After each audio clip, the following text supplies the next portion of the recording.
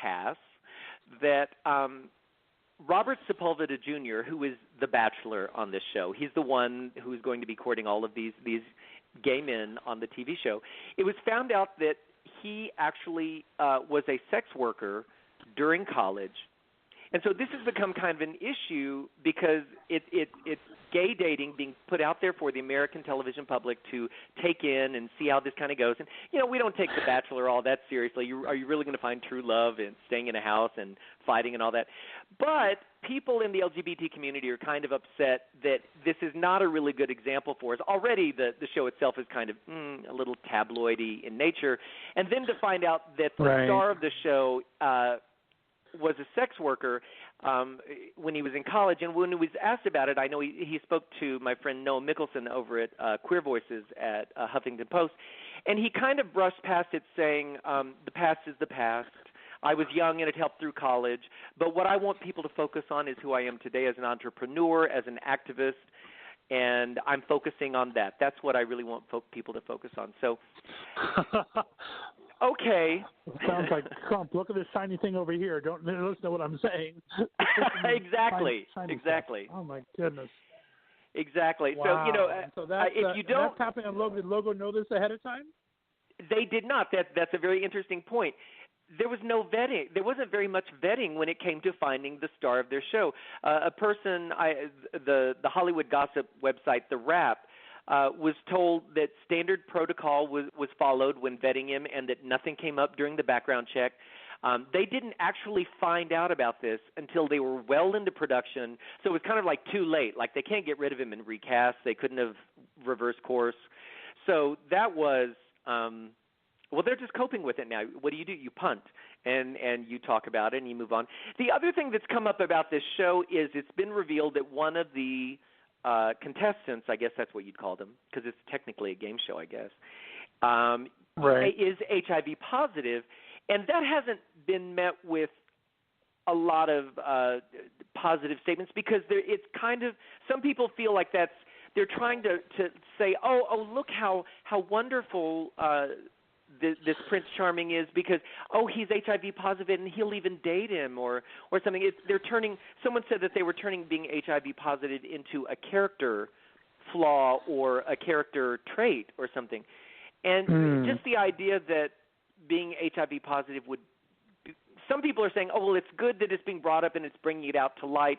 I think we all kind of are well aware of what HIV is like today to some degree. But that's another thing that's come up with it. So the show has met some challenges before it even airs. So we'll see how it goes.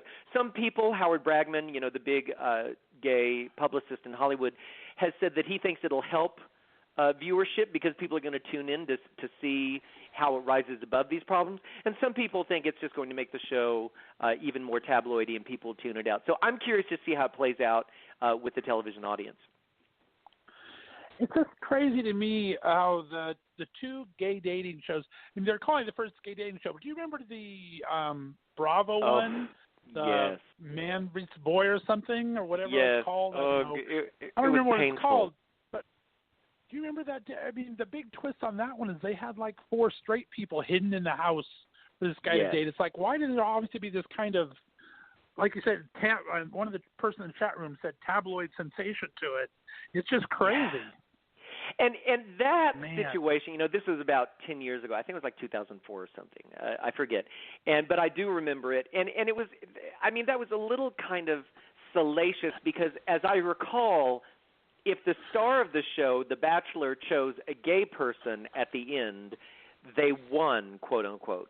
But if he chose a straight guy, he didn't get the prize at the end. Well, I just think that's all really kind of a terrible message to send.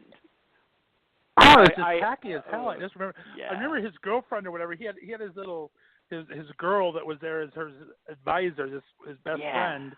And I remember she was just mortified when that little twist came out. She was ranting and raving and like, "Good for you, honey," because I thought that was horrible at the time. It's funny you mentioned that because I do remember when that was revealed to them, and there was like that shock moment where they just kind of froze and looked at each other, and I just thought, this is, oh gosh, it comes as no surprise that the show was not picked up and it was never aired again, and it was a bad idea. Yeah. Oh my goodness. Well, that's going to be crazy. I did see that. I guess Lance Bass is the host. I think it's premiering this Thursday, but it's just on Logo. I don't even get Logo. I don't know where Logo can be found, but it's not on my cable system. That's all I know. It's such a crazy shame because and Logo. I think the only thing keeping them afloat really is RuPaul's Drag Race. And other than that, it started with such great intentions. It was going to be the first gay network. They had original content. You mentioned earlier on the show, I know, Del Shores came up, and Del Shores did a television version of Sordid Lives. Olivia Newton-John was in that. She reprised her role as Bitsy May. I think that's the name of her role. Right. And she had fun doing it, and then that fell apart because the guy who paid to produce it took all the money and didn't pay anyone, and Del Shores went into debt over the whole thing. I think he lost his house. They tried to do other programming that would be gay programming, and Logo is owned by MTV, as I recall. And it was a great attempt. I think it was a great idea. And it just never really has come to fruition, in my opinion. It's never really panned out. I want it to. They used to have a gay news segments that would air. So I wish it had worked out. I really wish it did, but so far. Yeah, you'd think since it's owned by MTV that they would kind of follow that MTV format and have like MTV news segments became famous on that channel. You'd think they'd want to incorporate some of their winning elements into the Logo, but it just, like you said, it never really caught on. I was able to see it in, I think, Time Warner in this area in Ohio saw it, but where I'm at now on Armstrong doesn't get it. But it was just never that great. That and that Here TV that ended up going subscription. Neither of those really launched the way I thought they should have or could have. I really thought that there was going to be something there, but there wasn't. It was a shame. But now I think we're in new media, and here we are a decade later, and I think it's all kind of moved to the web because we have so many things happening now. One of the things I was going to bring up, cute little thing because I'm a fan of it. I'm sure you've seen this before. There's a web series called Where the Bears Are, which I love. I've heard of it. Yes, I'm actually interviewing one of them next month. But yeah. Oh, they're great guys. When I had the Candy and Randy show here on Blog Talk Radio, we had them on. Ian Parks, one of the stars, was on. I actually had met Ian in Las Vegas before this all happened. And the reason I bring it up is in the past decade, what we've gone from web series kind of being these little experimental emerging directors trying to find their feet or show what they could do by shooting little, 5-minute episodes of a web series and putting it up on the web, and maybe they'd catch on. It would serve as kind of a resume. And now web series are like mainstream things. Like people being on a web series is a real thing. And the reason I bring it up is Where the Bears Are is now in its 5th season online. You can find them at wherethebearsare.tv. And it's a really fun series. It follows 4 gay bears who share a house in Silver Lake in California, in L.A., and it describes itself as Murder, She Wrote meets The Golden Girls, only with furry gay bears. and it's funny and it's campy. But, the episodes are like 7 to 8 minutes long, and as long as I've talked about web series, I love them on the Randy Report because I actually have a really short attention span. So when I discovered web series, like, I can handle 8 minutes. This I can do. And so they do a whole series. They do like 13. And then at the end, you can actually, if you enjoyed the show, you can buy a DVD with bonuses on it, and they assemble the entire series into one long, 2-hour movie. So it's really fun. Right. But I'll so the listeners know where I'm going with all this is, I think 10 years ago we were looking at Logo TV or Here TV or something, and I think we've kind of moved in the new media to, things are on the web, and people are doing some great content for LGBT audiences on YouTube. You can find these people there. You can find their websites. You can find, if you subscribe to Netflix, excuse me, a little brain fart. Netflix, they actually have a whole category of LGBT movies.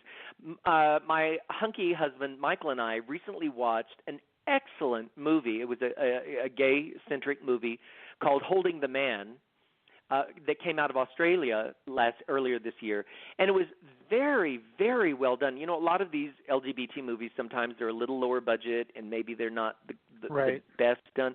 But this was excellent. There's a lot of great LGBT content on Netflix. So if you subscribe to Netflix, you can literally find a whole category of terrific LGBT movies and TV series and things. So maybe we've moved away from the idea of TV, and we're moving into websites and internet-based stuff, and maybe that's just as good. I think you're 100% right on that. I mean, I've actually got very close friends on this show now with, because really there's some really talented people doing these web series, like you were saying.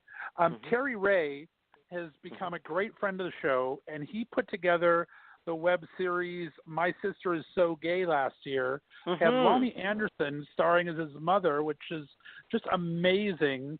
Michael Vaccaro and his Child of the 70s, they're on their 5th season. There's so many great shows coming out there. Ben Bauer for Hunting is now doing an adulting, and I think you're right. I think it is the wave of the future that we're really going to see made for the viewing audience content specifically. So I think that is the wave of the future. You're right. Yeah, so I mentioned before, I'll repeat it again for listeners. If you want to check it out, wherethebearsare.tv. It's just one example of those kinds of things. It's won a lot of awards for best web series and everything out there, and I just think it's terrific. Can I say something? This is one of the gayest pop culture things I'm going to say on your show. Now, that's setting the bar kind of low, but here's what we have to look for this weekend. Let me know when I have to shut up, because I know you have other guests, because I'll babble on. But we may have this weekend, we might have the first lesbian Miss America. First openly gay Miss America. Talk about that. Tell me. Yeah, isn't this wonderful? I mean, this is, one of those barriers that may come down after competing for generations in the closet or behind the scenes. Gays and lesbians, have been a part of the Miss America pageant for years and years and years. Well, Miss Missouri this year, Erin O'Flaherty, is going to compete for the Miss America crown, and she's the first openly gay, openly lesbian contestant going into the competition. You may remember Dwan Trent in 2011 was Miss Kentucky, and she finished in the top 10, but she didn't come out until 3 years later. So Erin O'Flaherty from Missouri, Miss Missouri, could become our first openly lesbian Miss America.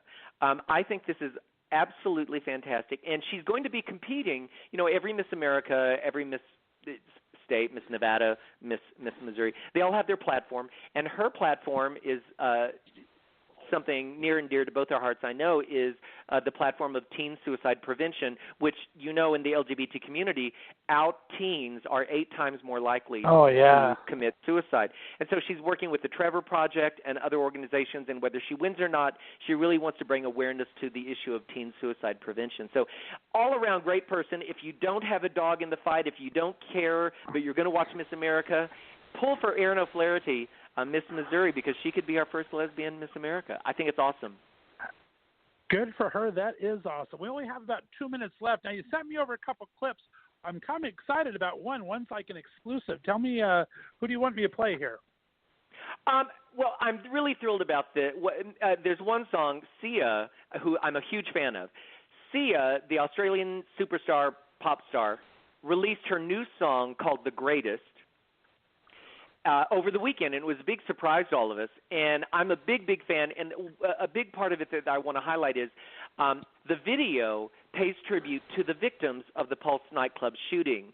As we all know, back in June, 49 people were killed and 53 injured at the nightclub shooting.